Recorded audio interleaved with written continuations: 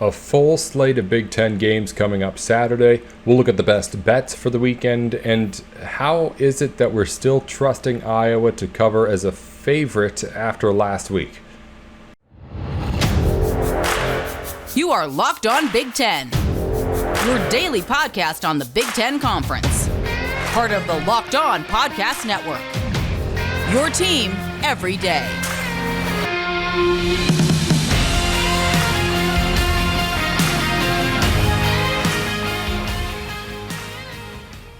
Hey, welcome into Locked On Big Ten. Nate Dickinson with you here to wrap up the week. Matt Sheehan's in. We're here to break down the best lines from around the Big Ten as we get into week 2. Matt, not the prettiest of slates as we go around the conference here, but a couple of games, a couple of spreads that are interesting, and we're going to break down a little bit of everything here. But first, before any of that, your thoughts on what we saw in the first full weekend of Big Ten play? Well, you know what? I'm going to tie the both weeks together here, week 2 and week 1. There's not a lot of great games in week 2, but ironically enough, the best game coming up in week 2 in the Big Ten could be a reason that it's good because, oh my God, they look so ugly and horrible in week 1. Iowa versus Iowa State. Look, this is going to be a great game in week 2. And I don't know what to expect. Look, it's always a gong show of a game when the Hawkeyes and the Cyclones meet up. And based on what we saw last week from Iowa, or maybe didn't see last week from Iowa, this is going to be a prime Iowa State matchup coming up. So yeah, look, I can't imagine the offense lays that big of a goose egg again, but more on that later. Ohio State, guess what? They're scary. Look, the offense wasn't clicking at all, but they're also replacing their 2 top receivers from last year. Julian Fleming out with an injury, and then JSN out within 8 seconds of game time, and they still got enough done to beat a top 5 team who looked really nasty. Unfortunately for me, a fan of another Big Ten East team, their defense looked amazing and physical and just really hard-nosed. We haven't seen an Ohio State defense look like that in some time. So, hey, it's a 6-team race for second place in the Big Ten East is my biggest takeaway that I got to in week 1. So, hey, other than that, though, my Spartans got away with the win. That's all I cared about in the end, so. Well, let's get right into the lines in week 2, Matt. Starting with the battle for the bragging rights in Iowa, the Hawkeyes hosting the Cyclones after a terribly disappointing showing. It's still Iowa minus 3.5, according to Bet Online right now. I had talked about the Hawkeyes being favored in this matchup already this week. What are your thoughts when you first see that Iowa is still favored to beat now a Power 5 school after losing to an FCS team, or not losing, but beating an FCS team? Morally lost too. Yeah, forgot. I couldn't see the difference, honestly. Right. Oh, God. I mean, when I see them favored against another Power 5 team, I just think gross. That's disgusting. Like, they scored 3 points and then two safeties. But with that said, hey, Iowa's defense looking pretty nasty, huh? I mean, that's one way to spin zone that game is that the Hawkeyes defense, look, I get it's an FCS opponent. There's still probably not going to be anything you have to worry about if you're an Iowa fan. Now, of course, the other side of the ball is the storyline because they didn't do anything last week. But man, it quite literally can't be that bad 2 weeks in a row. Like they got to score at least maybe 6 points via field goals or maybe a touchdown or so. But no, I think the defense will be enough to hold up against Iowa State because Iowa State, look, they've done really good the last few years, and now those players that were on those teams kind of left the building. Sure, there's still some talent there, but the bulk of it with that reign of terror that the Cyclones had for that 2-3 year stretch, mostly gone. So look, it's going to be at Kinnick Stadium. Stadiums are going to be packed, rabid. So I think, as crazy as it is to say, I do like Iowa minus 3. God, that just feels awful off the tongue. But hey, you got to do uncomfortable things to win money sometimes. So that's the first thing I'm going to do, I guess. It's nasty. God, disgusting. It's week 2. It's Big Ten football. If my Big Ten senses say anything, it's that nothing that happened in week 1 is going to matter here, and Iowa's going to come out and absolutely blow the doors off Iowa State in this game. I got Iowa too. Yeah. There's no education behind it. There's no education you could have behind this game yet. But it's just where we're at with the Iowa Hawkeyes, and it's the best game that we have this weekend in the conference. Yeah, Yeah, we're making a selection off vibes right now. Listen, Iowa's offense is going to explode this week. They are going to score 14 points on offense. They will kick 2 field goals and get another safety for a grand total of 22 points right there. Iowa State's only going to score 14. That bada boom, bada bing covers the spread right there. So cash the ticket already. There we go. I mean, I said it, I forget which day it was this week. Iowa wins that game despite how ugly it was. They're favored here against Iowa State. They're going to be favored every game up until Michigan. And then as long as they get to that game against Michigan, October 1st, undefeated, then you're talking about probably what's going to be top 20, top 15 matchup when you get to that weekend. And that's just in spite of everything that we've seen. No, and there's a lot of spice around that too, because hey, the legend tells that when a ranked team goes into Kinnick Stadium, maybe it's a night game too that only adds more juice onto it. That is a house of horrors for any ranked team. Now, when I watch them struggle against FCS, I'm like, okay, well, this is going to be a cakewalk for Michigan coming up. But just like you said, we all know that things can flip just like that from week 1 to week 2. Now, I'm not saying they're going to be looking like Chip Kelly era Oregon out there and light up the scoreboard, but maybe they look competent in this game, and that's going to give hope to Iowa fans that, okay, hey, maybe we are going to be a gamer in the Big Ten West because our defense, again, just an FCS opponent. But look, Iowa's built on good defense. I have no reason to think that they won't have another good defense, is right there. So offense, just be competent, just somewhat competent, not even 100% competent, just somewhat competent. It's not asking a lot, is it? Maybe it is. I don't know, actually. We'll find out after week 2.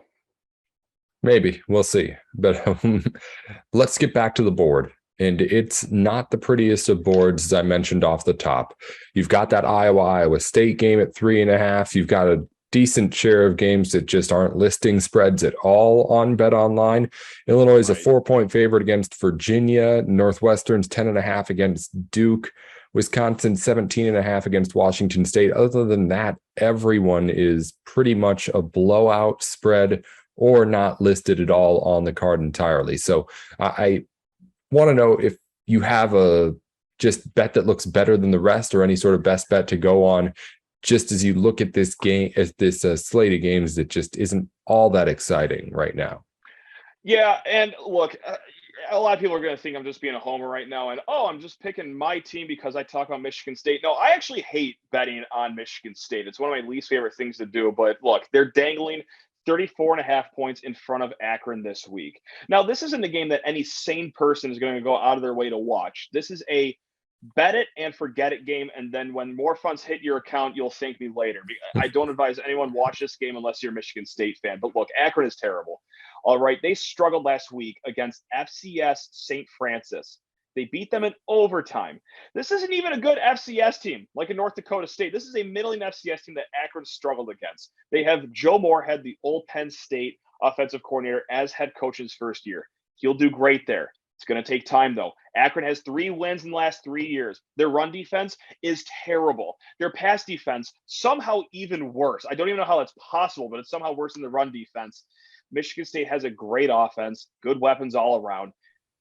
34.5 points is going to be gettable, especially because earlier this week, Mel Tucker at his press conference, after a win against Western, where they covered the spread, I thought it was a fine game. Mel Tucker said the performance was, quote, inexcusable and unacceptable. So I don't think that they'll be cool in the Jets at all against the Zips at 4 p.m. Spartan Stadium on Big Ten Network. I think it's going to be like a 49-10 game or something like that. So that's what I got here. Again, I hate betting on Michigan State, but oh my, is Akron not good? Is Akron really not good? So I got to go with my Spartans here for best bet of the week. So sorry to take my own team here when you're asking me. I'd love to dabble with others. I can dabble on others if you want me to, but that's my number one best bet of the week. Yep.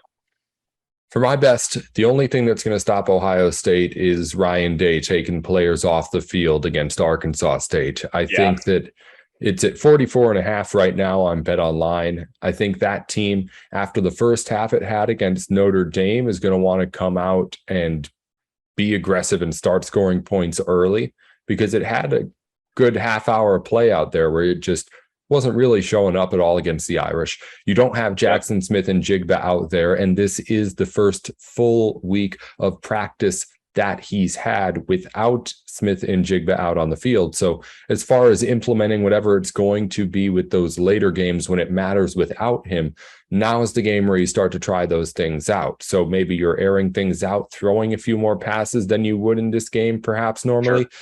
But it's not like Arkansas State's going to score any points. Ohio State's going to do pretty much whatever it wants.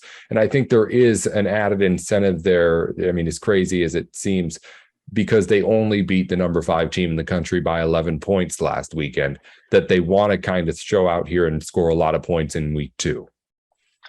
This will be a game that gets CJ Stroud back on the Heisman train. Look, it's not like he's off of it after 1 week, but sure, I think the stats would have liked to have been a little gaudier after that game against Notre Dame. This is going to be one where he'll have what 18 touchdowns, Nate, or am I lowballing it right there? Like he's gonna be able to name his stat line this game. Like, I'll do 5 touchdowns, 311 passing yards, and 29 rushing yards just to smooth things over a little bit. So no, it's just like what you said. This is gonna be like a live scrimmage. Hey, our pass offense, it was good last week, but it wasn't elite. This is where we start to turn things around against the poor Arkansas State, whatever they're called, Red Wolves.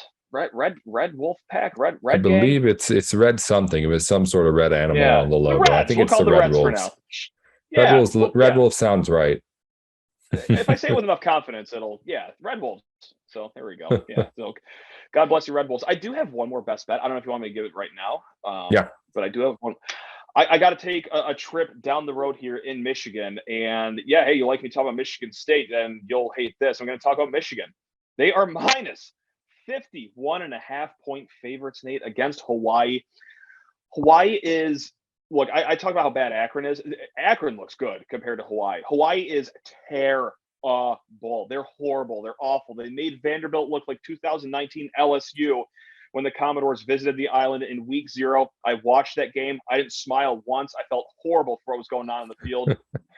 Now, what's going on in Michigan is a starting quarterback battle. You have, of course, Cade McNamara, J.J. McCarthy. J.J. McCarthy's getting the start, and he's going to show out as much as humanly possible in a night game in the Big House. And if you don't like 51.5, let's say that's way too big of a number for you. Here's one I'm going to circle with an even bigger and bolder pen. First half spread, Michigan minus 31.5. Michigan will name their score in the first half. This isn't, a game where, we're just going to get some reps out there, call the dogs off. No. This is a live audition for who gets the starting job at quarterback on the way out. No Jets are going to be cooled. J.J. McCarthy's going to walk in the locker room. 5 passing touchdowns, 1 rushing touchdown, 311 all-purpose yards, and it's going to be probably 42 zip at halftime because Hawaii is just not that good. And Michigan, their players, at least on the field, are that hungry to get things done here. So that's unfortunately. Look, I love Hawaii. I love Hawaii as much as I hate Michigan. It brings me no joy to say this, but I'm going to take Michigan minus 31.5 in the first half and then 51.5 in the entire game because there's going to be blood everywhere. Everywhere. It's horrible. I'll be watching that Michigan game too. I got to see how that quarterback battle is going to at least unfold for the next chapter. But it's J.J. McCarthy. I'm a J.J. McCarthy guy. I said it yesterday on the show. I'm a guy who's like, just if you want Michigan to have the best chance, I think it needs to be J.J. McCarthy out there on the field at some point full time. But it's a conversation. It's hard to argue against it. Yeah. The long and short of it is that, look, JJ really got the long end of the stick here. He didn't draw the short straw here. Look, it's not like Colorado State's world beaters, but that's who Cade got his start against. Colorado State didn't do too great. JJ McCarthy gets to throw against 11 Scarecrow. He gets to just pick and prod the easiest defense to do it with. So, look, chips are going to be stacked heavily against Cade here, whether it's just how well JJ does or how the fan base perceives it or how the coach. Things are really stacking up well for JJ. So I think this is inevitable here is that there will be a changing of the guard full-time in Ann Arbor. And then Cade transfers to Michigan State, becomes a mole for our program, spills all the secrets about it. You know how it goes. It's a tale as old as time, Nate. All right, before we get to anything more with Matt here and we get some over-unders in, maybe a look at if there's anything interesting in some of those blowout spreads out there that we have pretty much throughout the weekend. But before we get to any of that, as you know, Matt, BetOnline is the place to go for any of your sports gambling needs. If you hear us talk about lines on the show, which you've been listening, you have been hearing those things. They're coming from Bet Online. So head on over to Bet Online. And if you want to play along with us, do so. If you want to fade us, which at least early in the season seems like the smart move to do, you can do that as well. Do it all over at Bet Online, and also get the information you need too. Where is the line moving? What is the knowledge that you need before you put the bet in? You can get it all at a one-stop shop at Bet Online, where the game starts. All right, Matt, let's talk over-unders here. You like over-unders on the show as we get into Big Ten play, and there always are some weird ones, especially here at the beginning of the season against these weirder teams. What do you think about the slate of over-unders that we have? Because, again, there's some pretty high numbers as we go across the country and across the Big Ten here this week.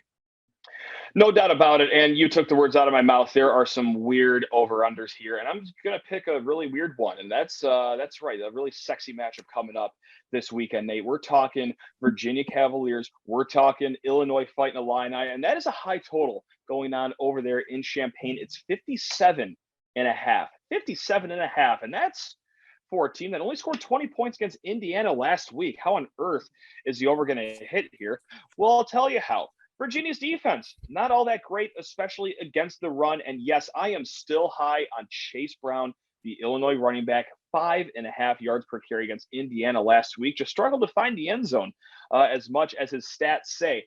Again, I'm going to say this every week until proven otherwise, or until I get a line that I don't like with Illinois. Chase Brown's one of the best running backs in the Big Ten. I think he can do well against Virginia, whose defense gave up nearly a little over 4.5 yards per carry against Richmond last week. Who knew Richmond had a football team? This is a fun fact for me right here. I didn't know the Spiders had a football team. I thought they were just always that team that's on Joe Lunardi's first four out every bracketology. Anyway, regardless, on the other side of the field, well, you got to have another team score a lot of points if we're going to clear 57 and a half. Brendan Armstrong comes back for his ninth year of eligibility at Virginia. He's back. So, yeah, he'll be doing just wonderful things at Virginia. Did it last week against the Richmond Spiders. Yes, I do love the running attacks for both teams, whether it be Virginia, whether it be Illinois. I do love that over 57 and a half there right now. Yeah, just 1 week after Illinois only scores 20 points. That's right. We're getting frisky over here, Nate. Getting frisky. All right. I have a couple of lines I want to look at here and get your thoughts on, as well as just, of course, I'll bring my thoughts into it as well. Penn State plays Ohio at 54 points right now, at a 25-point spread. That number seems a little low for me, maybe, but it seems hesitant for Big Ten football. I don't know. I know. Look, Penn State's secondary looks so nasty against Purdue. I was very impressed with the Nate Lions secondary there. So I don't think they'll have a problem bottling up the Bobcats, which, that's where I'm on line with you here, is that 54 does seem a little high. And so I'm just trying to talk myself into the over here. Hear me out, Nate. Tell me how ridiculous this is.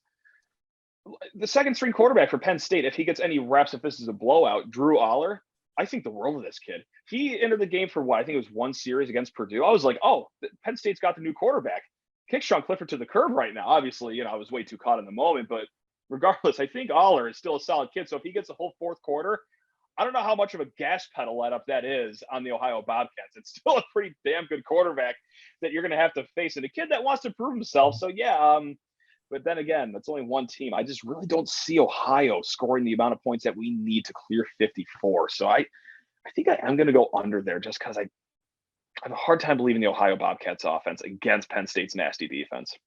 And then I just don't know enough about Charlotte to be, with their game against Maryland at 65.5 points. I want to be like, okay, Maryland, go score points, be the air it out offense, and have Talia Tagovailoa be that quarterback that we want him to be. But it's just, for that team, I don't know if 65 is a number that they can get to, just because I don't know how many points Maryland's going to give up at all. I like the over, though. I know it's crazy to say it's 65 and a half. I know Charlotte isn't that great at all, actually. They're almost like Hawaii bad. Not quite Hawaii bad, but almost Hawaii bad. Especially on defense, though. I feel like me, you, and the first 9 people that listen to this podcast can field a team that could put up 40 points against Charlotte. So I don't think that the September Terrapins, who are always a great electric team on offense, will have any issue. I think that they will be out to chew off a ton of points, show the Big Ten, show the nation that they are a force to be reckoned with. until like mid-October when the wheels always fall off for them. Regardless, I smell a 50 burger from Maryland. So all I need is just 16 points from Charlotte at home. Come on, guys. It's a home game. Do it for your home fans. So yeah, God, this is another one that feels really weird rolling off the ton. We're riding 65.5. We're hitting the over. Over. Oh God, we're hitting the over. Okay. I guess we're hitting the over. Yeah, no, I like that. No, confidence, Matt. Confidence. We're doing it over. Okay. Yeah, I'm with you too. I think that it's just one where you want, like, it's one you can root for and one that I think's like legit you can hit too. Yes, very, very rootable game right here. Yeah, this will be a disgusting game. This will be a hideous game for the exact opposite reasons that you will watch Iowa State. But hey, I'm gonna watch both because I'm a sucker. So here we are. All right, let's wrap up here, Matt. Out of the huge spreads that we have, like 20, 25 plus here, do you think there's a team out there that's most likely to not meet it, not get up above that spread that we see? I mean, look, the easy answer is going to be Michigan, right? Because 51.5 is such a big number, but that's also a very, very boring answer. So with that said, look, maybe the 26.5 for Maryland isn't enough. At the end of the day, it is a road game, a very odd game too. I don't know who the AD was that scheduled this game, however long ago this was, but why are the Terrapins going to Charlotte anyway? I digress. Maryland's defense is still a question mark as far as this season stands right now. And obviously, there's a lot of question marks all over the whole conference. But it being a road game is a little wonky. It's going to be a high-scoring shootout. So when you get a lot of points, sometimes like a spread that big gets a little diluted. Just one ball bounced differently, and it's maybe Charlotte stuns the nation and only loses by 19 points against Maryland in a 59-40 game. Like that's the only thing I can really see happening here. So that's my favorite spread that the underdog might be able to cover here. So I know not a lot of confidence in my voice, but that's the best I can do for you, Nate. I'm sorry.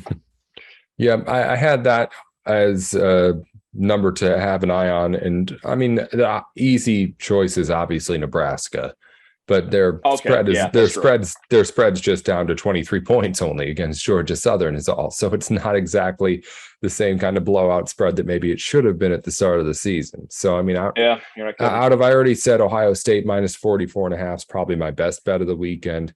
Penn State minus 25. I think they can get there against Ohio. I don't think that's too unreasonable. 26.5 for Maryland, 34.5 you mentioned for MSU. We already went through.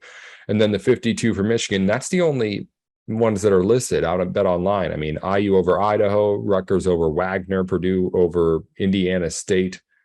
Those are all games that don't have lines. Minnesota over Western Illinois. So it's not the most exciting of slates. Yeah, half those schools just name are made up. That's it. Okay, wow. Okay, you know what? What's the old saying? Like, if you can't handle me at my worst, you don't deserve me at my best. This is Big Ten football fandom right now. If you can handle us at our week 2, then you don't deserve us the rest of the way, because this is a gnarly slate coming up here. Oh my God, this is disgusting. And I will watch every one of it. I will watch every single disgusting game. Jesus, what a horrible slate. Oh boy. It's a good way to wrap things up, I think. Matt Sheehan's with Locked On Spartans every weekday.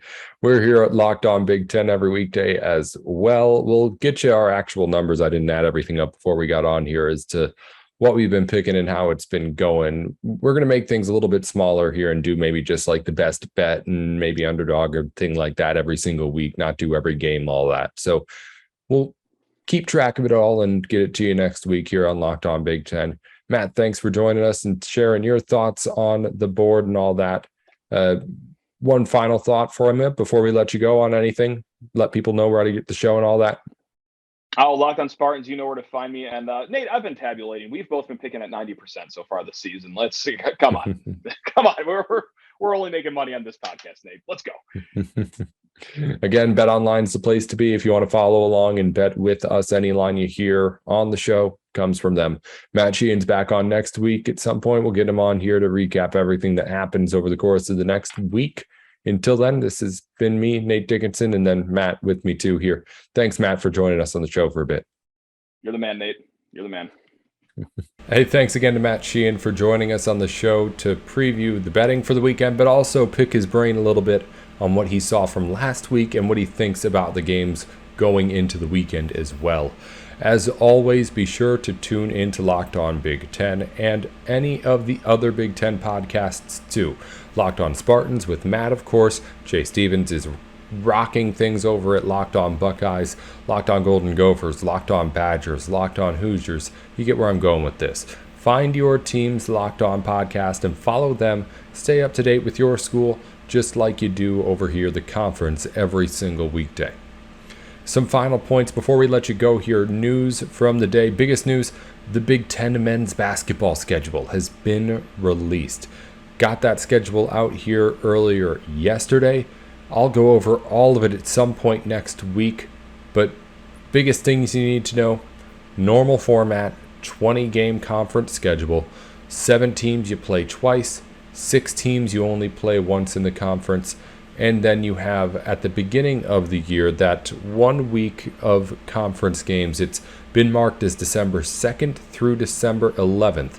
There's going to be Big Ten games played that week, and then they'll get things back going at the start of the new year as normal. So that's a look at the Big Ten men's basketball schedule just from a glance. We're going to get into things in the biggest games on that schedule at some point, I'd say in the middle of next week.